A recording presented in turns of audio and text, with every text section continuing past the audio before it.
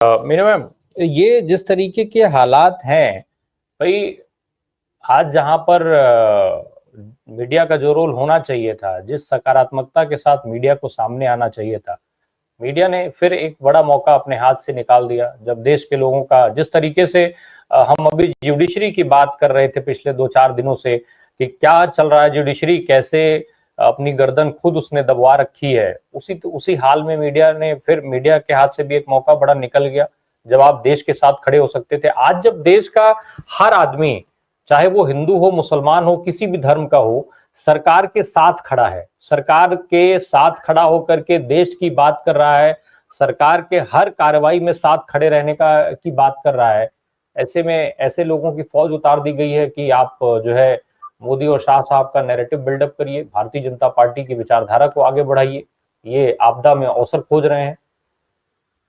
जी, देखिए ये रामप्रकाश जी, आपने जो कहा आपदा में अवसर खोजने की इस देश के मीडिया की जो आदत बन गई है, वो अभी तक सबको जगज़ाहिर थी। लेकिन जो ये पहलगाम का जो कांड हुआ है, इसने इस देश के गोदी मीडिया का जो घिनौना चेहरा है, वो बेनकाब कर दिया है, दुनिया के सामने कर दिया है। पहलगाम की घटना से बहुत आहत है, पूरा विश्व आहत है, हम भी आहत हैं।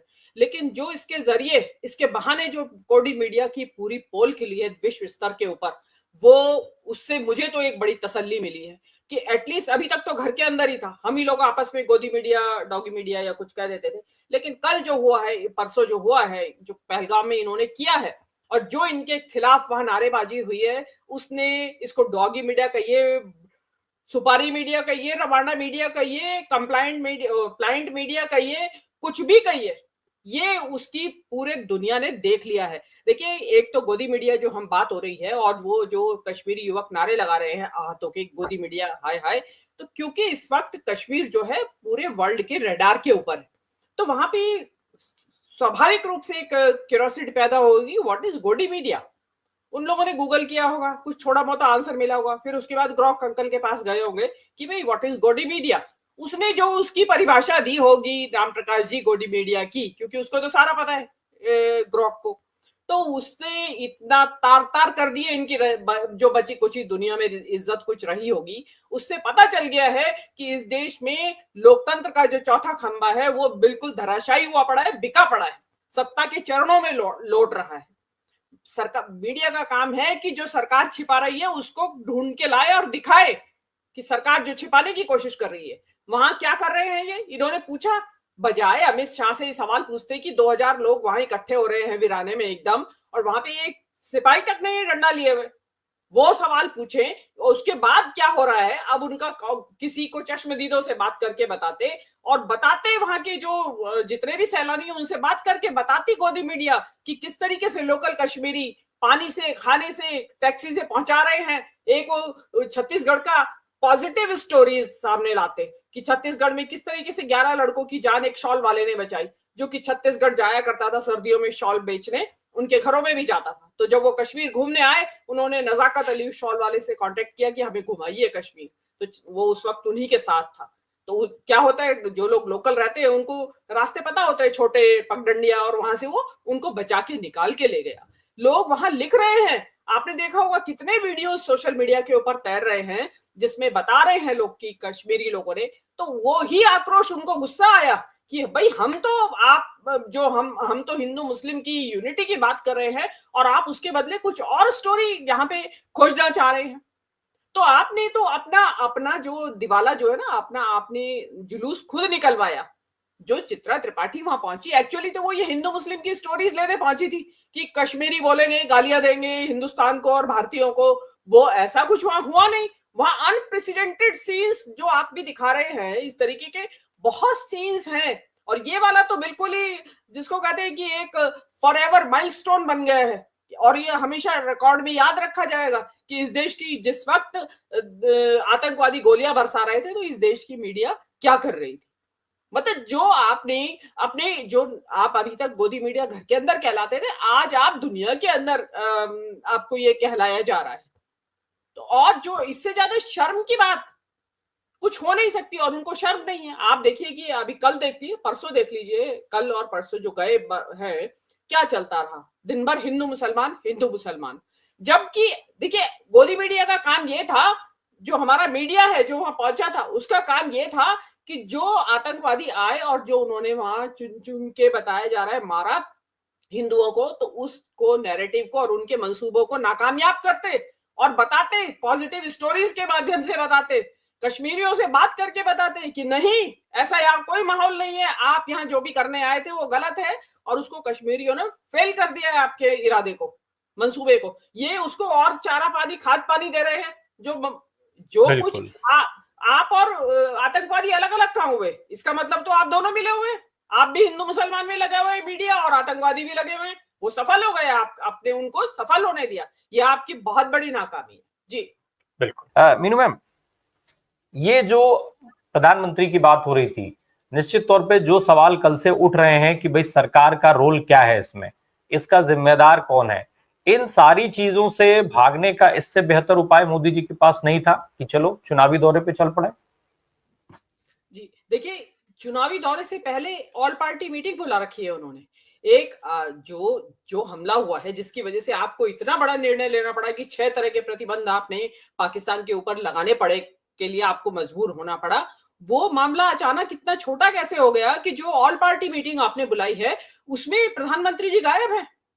और ये प्रधानमंत्री जी कभी भी ऑल पार्टी मीटिंग तो कभी एड्रेस करते ही नहीं है। मैं तो कहती हूँ आती नहीं है इनको एड्रेस करनी, क्योंकि जो स्किल्स आपको प्रेस को फेस करने के लिए चाहिए वो स्किल्स आपको ऑल पार्टी मीट में विपक्षी नेताओं के सवालों के भी जवाब, भाई विपक्षी नेता सुनेंगे लेकिन सवाल भी तो कुछ पूछेंगे इनसे या नहीं, तो वो जवाब देना इनको आता नहीं है और ना ही चाहते कि मैं किसी को जवाब दे बनूं। तो ये सबसे ऊपर है, जो इनका अहंकार है उस वजह से वो छोड़ के चले गए। और उसमें अभी आप देखेंगे ऑल पार्टी मीटिंग में भी सारी पार्टियों ने बुलाया है। ओवैसी ने ट्वीट किया है कि हमें क्यों नहीं बुलाया। अरे भाई हिंदू मुसलमान हो रहा है और तुम उस मुसलमान जो नेतृत्व कर रही है एक पार्टी, कहते हैं वो, उसको कम से कम कॉल तो करना चाहिए था। उसको पता तो होना चाहिए कि आप बड़े पार्टियों के नेता क्या बात कर रहे हो। तो उनको कहा गया कि आपकी आवाज तो वैसी ही तेज है। वो बता रहे हैं किरण रिजिजू को कोट करते हुए कि उन्होंने मुझे कहा कि मैंने शिकायत की तो उन्होंने कहा कि भाई आपकी आवाज तो वैसी ही तेज है, सुन लेंगे सब। तो ये आपका मतलब आप यहां भी भेदभाव कर रहे हैं और खुद तो गायब है ही। मतलब इनके लिए देश की जो एक तरफ तो डिडोरा पीटा जा रहा है, राष्ट्र की सुरक्षा खतरे में है, और अभी मोदी जी बस अभी ये मतलब जो भगवा मीडिया चैनल्स हैं यूट्यूब पे भी, मतलब उनका ये कहना है कि परमाणु बम गिरा दो वहां पे तो आप, अरे भाई तुम बच जाओगे क्या?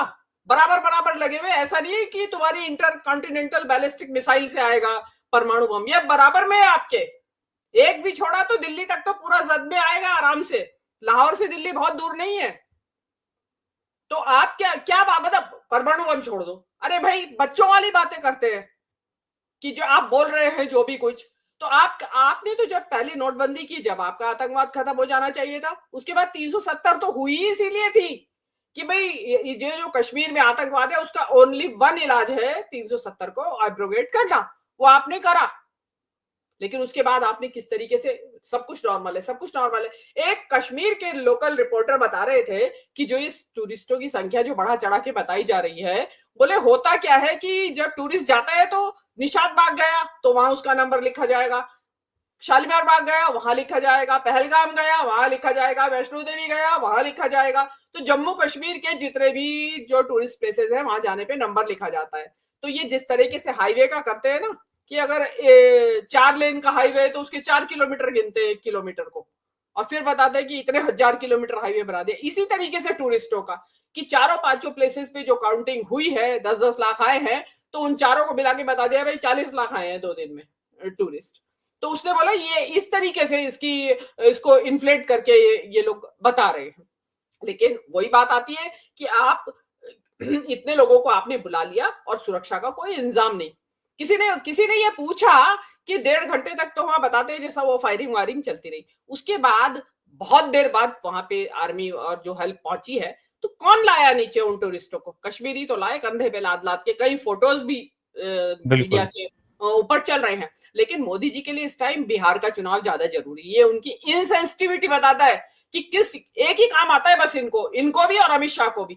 उसको गृह मंत्री गिरी नहीं करनी आती, इनको प्रधानमंत्री गिरी नहीं करनी आती। क्या आता है? एक काम सरकारें गिराना और सरकारें अपनी बनाना और इलेक्शन लड़ना। उस इलेक्शन में मतदाताओं के नंबर बढ़वाना, मतदाता घटवाना, या वोट परसेंटेज घटाना बढ़ाना, ईवीएम में हेराफेरी करना, ये आता है इनको, उसमें ये मास्टर है। आप इनको अगर चाहे तो क्लास भी दे देंगे आराम से।